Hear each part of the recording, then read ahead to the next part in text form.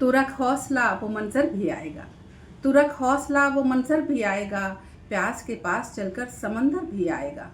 थक हार के न रुकना ए मंजिल के मुसाफिर, थक हार के न रुकना ए मंजिल के मुसाफिर, मंजिल भी मिलेगी और मिलने का मज़ा भी आएगा।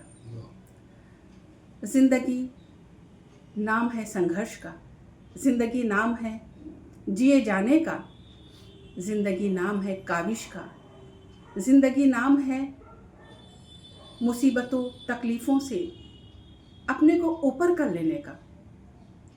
लेकिन अफसोस है कि हम अपनी तकलीफ़ों से, अपनी मुसीबतों से, अपनी परेशानियों से टूटकर बिखर जाते हैं और फिर ज़िंदगी जो ये खूबसूरत होती है उससे हम दूर हो जाते हैं और मौत को गले लगा लेते हैं। ज़िंदगी का तो सफ़र बहुत ही खूबसूरत होता है, लेकिन इस सफ़र में ये मान के चलना चाहिए कि दोनों तरफ कांटे भी हो सकते हैं, पथरीले रास्ते भी होते हैं। आपको ज़रूरी नहीं है कि बहुत ही चिकना और सही रास्ता मिले, लेकिन वही तो ज़िंदगी है, वही ज़िंदगी की खूबसूरती है। लेकिन अफसोस है कि उस खूबसूरती को न समझ करके आज लोग अपनी ज़िंदगियां ख़त्म कर दे रहे हैं, फांसी के फंदे पर झूल जा रहे हैं। ऐसे ही आज हम लोग एक अहम मुद्दे पर बात करने के लिए विश्वनाथ गोकर्ण जी और मैं बैठे हुए हैं, क्योंकि शहर में एक बहुत ही दिल को छूने वाली, दिल को तकलीफ़ देने वाली, इंसानियत को झकझोरने वाली और इंसानियत को शर्मसार करने वाली एक घटना घटी है, जिस पर आज हम लोग बहुत ही तफसील के साथ बातें करेंगे। शहर में गोकर्ण जी, जैसा कि हम लोग बहुत ही तकलीफ़ में हुए ये बात सुन करके कि 72 घंटे तक एक लाश लटकती रही फांसी के फंदे पर और उसका कोई पुरसाने हाल नहीं। लेकिन सवाल ये उठता है कि उसने ऐसा किया क्यों।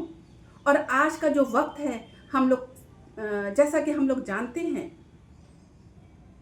कि बहुत हम लोग सोचते हैं कि नौयुवा फांसी लगा ले रहे हैं, सुसाइड कर ले रहे हैं, लेकिन आज जो हम लोग बात करने वाले हैं उसमें ये है कि एक बड़ी उम्र के इंसान जो ज़िंदगी से घबरा करके, परेशान हो करके फांसी के फंदे पर झूलते हैं।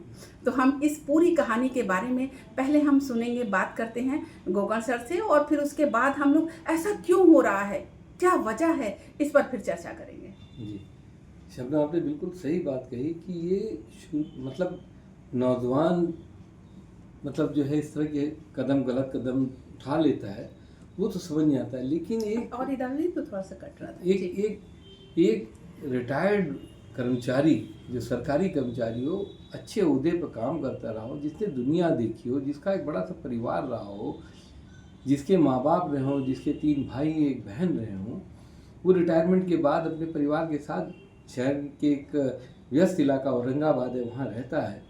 और ये मैं बताते चलूं कि ये घटना भी हफ्ते भर की है शायद। जी, एक हफ्ते पहले की ये घटना। और इस घटना के बारे में पूरे शहर के किसी भी अखबार में एक भी लाइन नहीं छपी, एक लफ्ज़ नहीं छपा इस बारे में। और सबसे बड़ी बात ये थी कि इतनी बड़ी घटना हो जाती, उस बिल्डिंग, जो मल्टी स्टोरी बिल्डिंग जिसमें वो सज्जन रहते हैं, उस बिल्डिंग के, उस आसपास के इलाके के लोग या इलाकाई जो पुलिस है, उसने भी कहीं कोई जिक्र ही नहीं किया, कहीं किसी से कोई बात भी नहीं की। और होता यह है कि वो एक व्यक्ति है जो किसी सरकारी संस्थान से जो रिटायर होता है, और रिटायर होने के बाद अपनी पत्नी और माँ के साथ रहता है, क्योंकि उसकी बेटी जो है वो कहीं नौकरी के संदर्भ में बाहर पहले पढ़ती है और फिर उसके बाद नौकरी के संदर्भ में बाहर रहती है। अब वो मतलब जो है माँ बेटा और उसकी पत्नी, 3 ही लोग रहते हैं। पता नहीं किस बात पर, किस इस वजह से जो है पति पत्नी के बीच में उलझाव पैदा होता है, और उलझाव की वजह होती है उसकी माँ।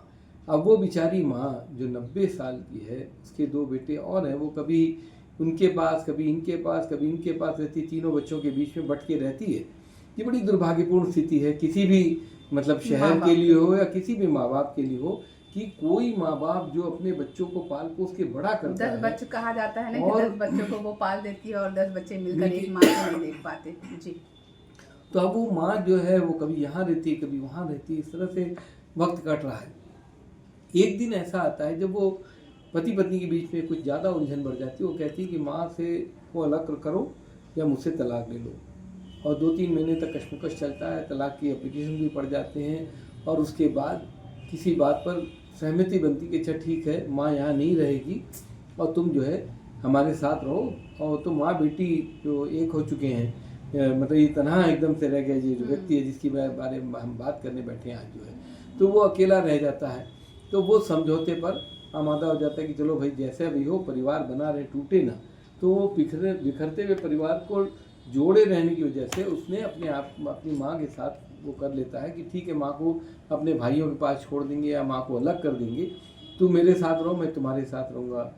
ये मतलब पति अपने पत्नी से ये माँ को हटा करके ये समझौता होता है कि भाई तुम ही रहो मेरे पास और नहीं, लेकिन वो माँ भी वो बेटी के पास चली जाती है और बेटी भी वो माँ को, बाप को अपने पास आने से मना कर देती है। और मना कर देती है तो उसके बाद मतलब वो बहुत निराश हो जाता है। फिर उसके बाद जो वो माँ तो जब अलग हो गई तो पत्नी आई, फिर उसके बाद कहीं रास्ते में माँ से उसकी मुलाकात हो गई या किसी भाइयों की मुलाकात हो गई, उसके अंदर का एक जो अंदर की जो पीड़ा है वो वापस मतलब आ जाता है और वो अपनी माँ के पास मिलने जाने लगता है। जैसे ही उसकी पत्नी को पता चलता है तो वो फिर से एक दफ़ा उसको छोड़ के बेटी के पास चली जाती है।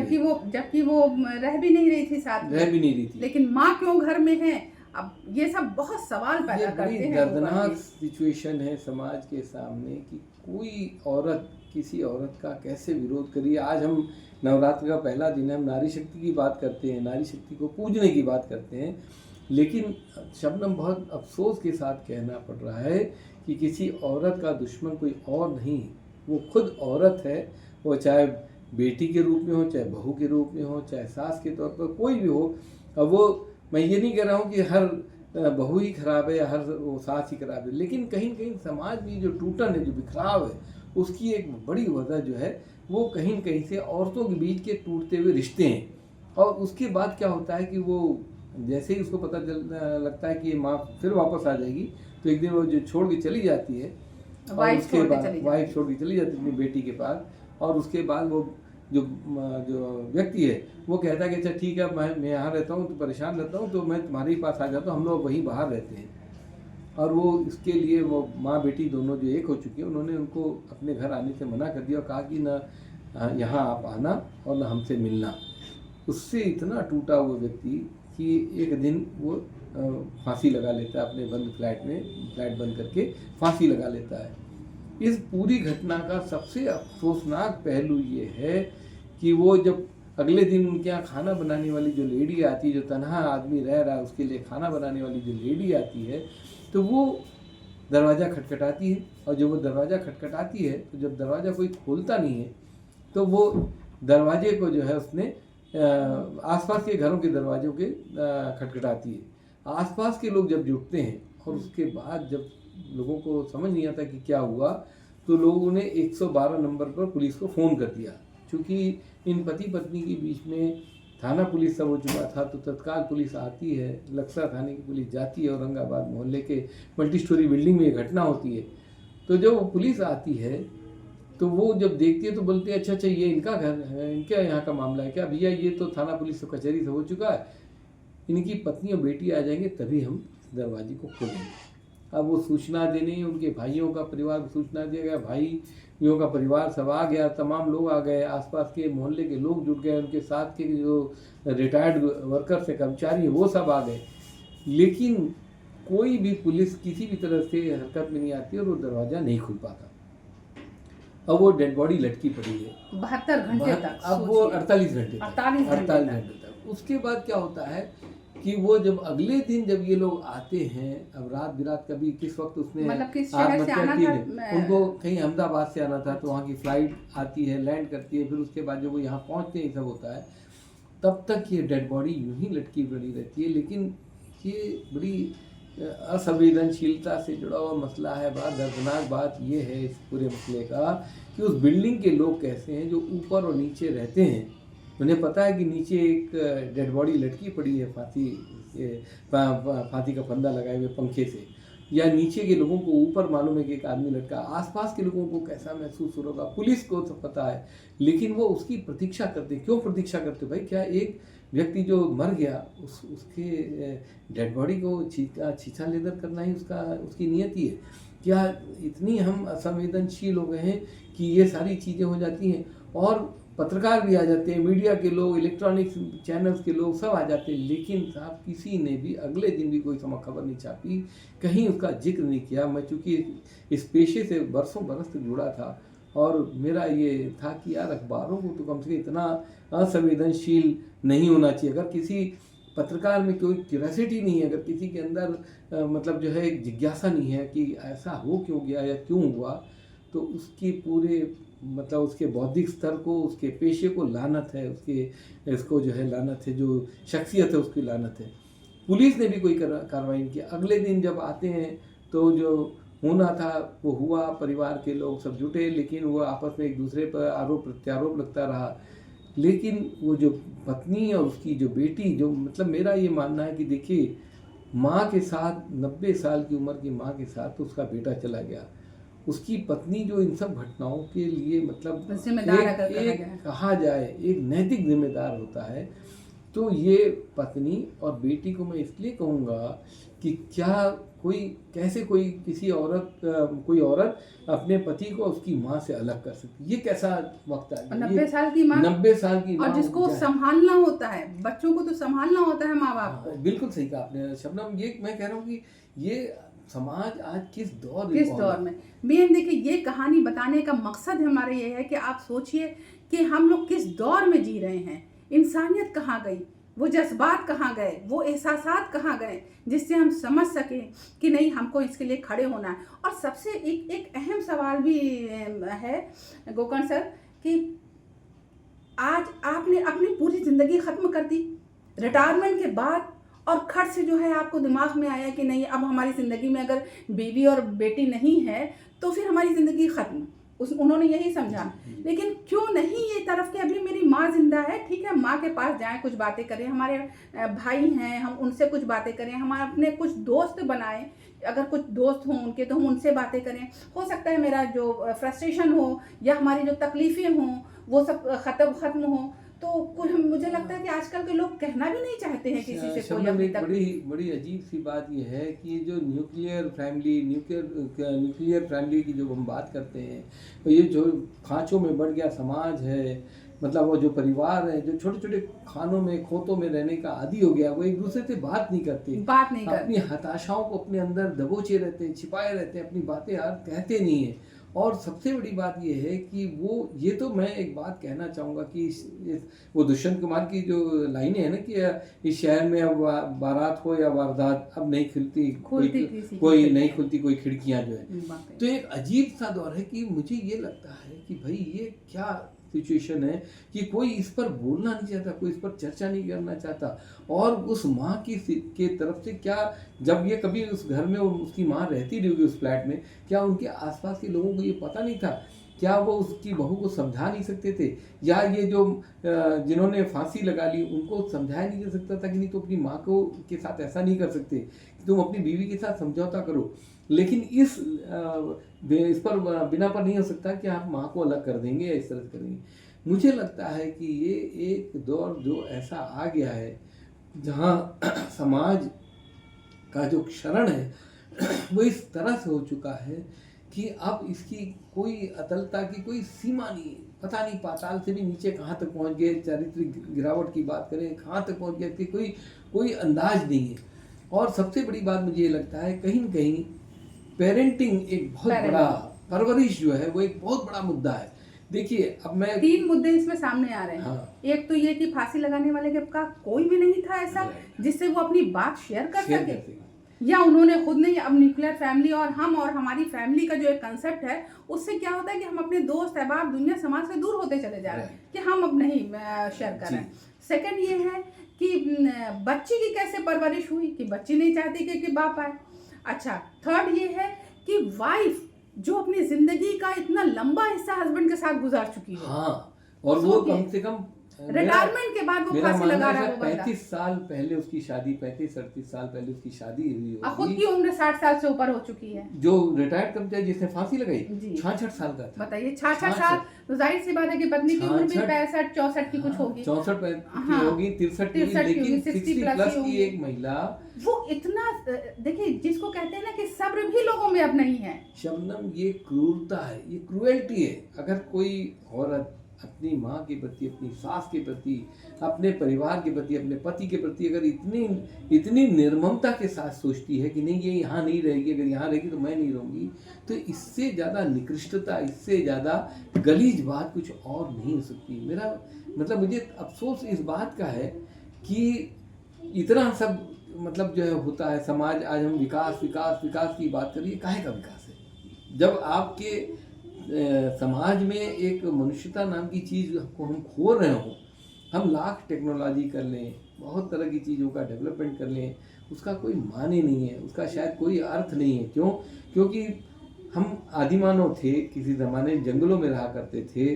मनुष्य जो है और वनमानुष के बीच में कोई फ़र्क नहीं था।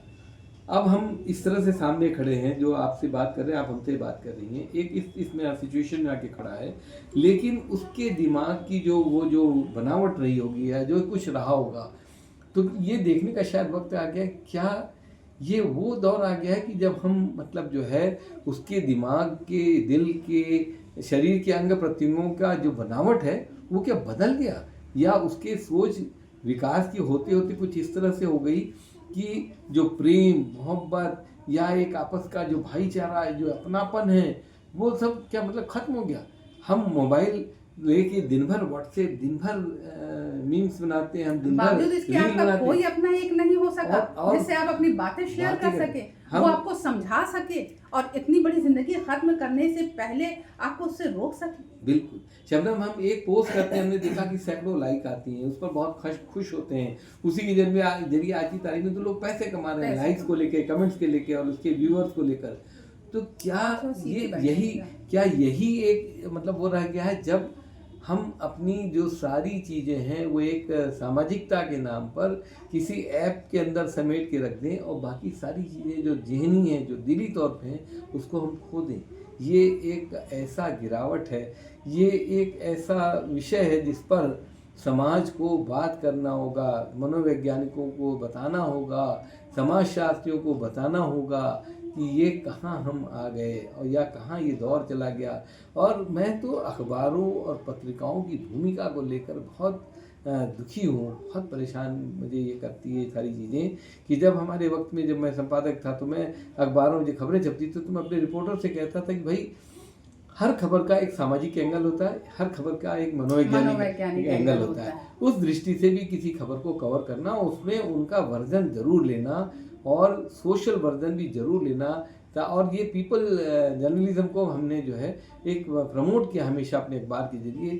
तो मेरा ये मानना था कि इस तरह की चीज़ें अब अखबार के लोग क्यों नहीं करते, क्यों नहीं इस तरह की बातें होती, इतनी बड़ी घटना होने के बावजूद कोई क्यों नहीं बात करता। क्योंकि एक मनोवैज्ञानिक आधार पर भी उस रिपोर्ट में एक चीज़ होनी चाहिए जी। और शब्द में एक और बात ये है कि जो तंत्र है ना, जो सिस्टम है, जो प्रशासन है, वो मुझे बड़ा दुखी कर रहा है इस समय कि कैसा सोया हुआ। क्या इस शहर के पुलिस कमिश्नर, क्या उस इलाकाई जो सीओ हैं, जिनको आज एसीपी डीसीपी क्या क्या बुलाते हैं, जो थानेदार हैं, क्या उनकी कोई नैतिक जिम्मेदारी नहीं बन रही थी कि यार उस डेड बॉडी को उतार के वहाँ से कम बर्फ की सिल्ली, क्या उस वो व्यक्ति का जिस्म जो है उसका भी हकदार नहीं था। अच्छा, आज हम जब कोई जानवर मरता है तो हम उसके हिफाजत के लिए रखते हैं, और जब वो डेड बॉडी उतारी गई शबनम, उसके बदबू के मारे आसपास के लोग परेशान उठे। हर आदमी ये कह रहा था कि इतनी मतलब जो है निर्ममता। वो औरत और बेटी तो छोड़िए, वो जो इलाकाई लोग हैं जो बिल्डिंग में ऊपर नीचे रहते थे, या जो पुलिस है, उनकी क्या कोई नीति जिम्मेदारी नहीं होती कि उसको बॉडी को उतार के बर्फ की सिल्ली पर रखवा दें? एक सवाल ये भी बहुत अहम आपकी बातों से निकल कर सामने आता है कि उन्होंने जो ये तो मालूम था कि भाई पत्नी से अच्छे रिलेशनशिप नहीं है, पुलिस ने बावजूद इसके कहा कि भाई बुलाइए, हालांकि घर में माँ मौजूद माँ थी, मौजूद के थी, साथ दो भाई कर सकते मौजूद थे, हैं, दो उनका भाई परिवार मौजूद है। अच्छा ठीक है, आप इंतजार देख रहे थे, इंतजार आप देखते, क्रिमेशन के लिए आप इंतजार देखते हैं, उसके अंतिम संस्कार के लिए, लेकिन आप बॉडी को उतारते, पूरी वीडियोग्राफी करते कि भाई ताकि आपके ऊपर, आपको ये लगता है मेरे ऊपर इल्जाम ना कोई लगे, पुलिस वाले भी बचते हैं, तो आप वीडियोग्राफी पूरी करवा लेते उतारते हुए, और उनको जो है बर्फ पे रखते, या आजकल जो फ्रीजर आ रहा है डीप फ्रीजर, उसमें रखते, तो इस तरह से तो वो हो ही सकता था कि बताइए आप लाश को सड़ने के लिए छोड़ रहे हैं। इस घटना का एक दर्दनाक पहलू यह था कि ये मरा हुआ जो व्यक्ति था वो अपनी पत्नी से इतना ज़्यादा प्रेम करता था, इतना अपने बच्चे के प्रति उसके मन में इतना मोह था, इतना सम्मोहन था कि वो पेंशन के मिलने के साथ अपनी पत्नी के नाम आधा पेंशन भेजता था, जिस शहर में वो रहती थी वहां पर उसको भेजता था। जो पत्नी मरने पर मजबूर जिस पत्नी ने कर दिया, उसको भी अपने फर्ज से वो पीछे वो बंदा नहीं हुआ। फांसी लगाने के पहले तक वो बंदा जो है अपनी पेंशन का आधा हिस्सा पत्नी को भेजता था, और बेटी अच्छी खासी शायद नौकरी में है, अच्छी थी नौकरी, कोई। और बड़ा दर्दनाक पक्ष ये था कि इतना सब होने के बावजूद, इसके बाद भी किसी अखबार, किसी समाज के व्यक्ति ने, किसी ने इस पर न सवाल खड़ा किया। मैं अगर मतलब कहीं एक मुझे कोई एक वो दिया जाता अधिकार, तो मैं सबसे पहले उस थाने के थानेदार को सवाल करता, उस औरत को बुला के पूछता कि भाई या क्या मतलब कितनी निर्ममता, एक औरत हो, तुम्हारे अंदर तो प्रेम, मोह, माया, ममता की तुम प्रतीक मानी जाती हो। आज नवरात्र के दिन किसी नारी शक्ति का अपमान नहीं करना चाहिए या उसकी निंदा नहीं करनी चाहिए, लेकिन बहुत अफसोस के साथ कह रहा हूँ कि उस महिला से को बुला के पूछा जाना चाहिए था। अब तो वो जो जाने वाला था वो तो चला गया, उसके जिस्म की जितनी छीछा लेदर होनी थी वो तो हो चुकी, लेकिन समाज के पीछे वो व्यक्ति, उसकी मृत्यु, उसकी मौत एक ऐसे अनुत्तरित सवालों का एक लंबा सिलसिला छोड़ गया है कि जिस पर ये समाज मतलब जवाब इसको देते नहीं बनेगा। शर्मिंदगी होगी, जब सोचेगा उसको शर्मिंदगी होगी। उस इलाके के लोग, उस बिल्डिंग के लोग, ये तमाम जो इस घटना से जुड़े हुए लोग हैं, उनको शर्मिंदगी होनी चाहिए, उनको अफसोस होना चाहिए। लेकिन ये एक ऐसा वक्त आ गया शबनम कि जहाँ शायद मेरा ख्याल है किसी के अंदर हया नाम की चीज़ नहीं रह गई है। क्योंकि किसी का कोई चरित्र नहीं रह गया, किसी का कोई किरदार नहीं रह गया। हर व्यक्ति सिर्फ अपने लिए, अपने वास्ते जीने की जो एक उसके अंदर एक वो आ गया है, जो मन जुनून आ गया है कि सिर्फ अपना देखो, तो उसके अलावा किसी और को देखना नहीं चाहता। जो मेंटालिटी हो गई ना कि अपना अपने वाली, उसी ने तो इन सब चीजों को बढ़ावा दिया है। वरना जब हम सबको लेकर चलते थे तो उस वक्त होता था कि 4 लोग भाई बंधु कोई भी हैं, अपना नाते रिश्तेदार, सारी चीज लोग रोकते थे, नहीं जाने दो, अगर ऐसा तो कोई बात नहीं है, हो जाएगा सब ठीक। तो समझाने का एक असर पड़ता है, एक मनोवैज्ञानिक असर पड़ता है, लेकिन यहाँ तो कोई है ही नहीं। हम हमारी फैमिली का मामला है। देखिए, हताशा, निराशा और बेबसी, लाचारी, इन सब की बहुत सारी वजह हैं, बहुत सारे कारण हैं, बहुत सारी वजहों पर बहस चले तो बहुत लंबा वक्त वजह बहुत है वो कंसर्न, लेकिन बावजूद इसके अगर आप उस बंदे को समझाइएगा तो जरूर उसका असर उसके ऊपर पड़ेगा और वो कुछ दिन तक शांत रहेगा। क्योंकि एक मोमेंट ऐसा आता है जिस मोमेंट पर इंसान सोचता है कि हम खुदकुशी कर लें, लेकिन उस मोमेंट अगर आपने समझा दिया तो खट से वो वक्त खत्म हो, बस वो वक्त टला नहीं कि इंसान रिलैक्स हुआ। अभी मुझे लगता है कि ये एक इसी मसले को लेकर शायद, मतलब मेरा ये मानना है, हालांकि होगा नहीं, बहुत मुश्किल है कराना, लेकिन इस शहर जो प्रधानमंत्री की मतलब इसकी नुमाइंदगी करते हैं, मेरा ये मानना है कि शायद इस पर एक बहस चलाई जाए, एक ऐसी मतलब जो है उस पर किया जाए, क्या बुजुर्गों का, युवकों का, या जो भी मतलब जो जिस उम्र में भी है, हताश निराश लोगों का क्या इस दुनिया में कोई नहीं है।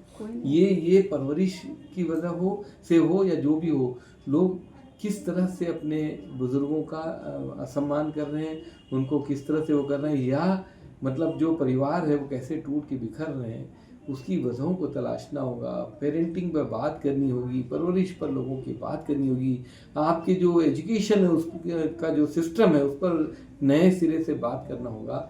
और मेरा ये मानना है कि इस पर मतलब ये कोई ऐसा नहीं कि जादू छड़ी घुमाया और ठीक हो गया, इस पर एक लंबा वक्त लेगा, लेकिन उम्मीद तो है कि अच्छे दिन आएंगे।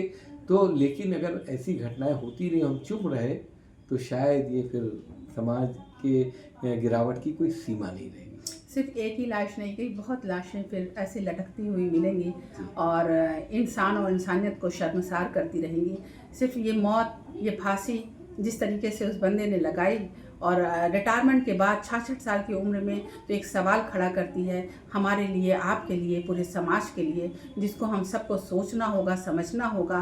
क्योंकि अक्सर ये देखने को मिलता है कि अगर कोई दुखी है, कोई परेशान हाल है, तो उससे कोई पूछना भी नहीं चाहता है, उसको छेड़ना नहीं चाहता है, उससे कुछ कहना नहीं चाहता है, कहते हैं वो उसके अपने निजी मामलात हैं। लेकिन मैं ये कहती हूँ गोकर्ण सर कि ऐसे लोगों को ज़रूर छेड़ना चाहिए, पूछना चाहिए कि क्या हो गया है, क्या कोई बात है। जहाँ कहीं कोई तनाव दिखे उससे बात करिए, उससे उसका हालचाल लीजिए, उससे मिलिए जुलिए।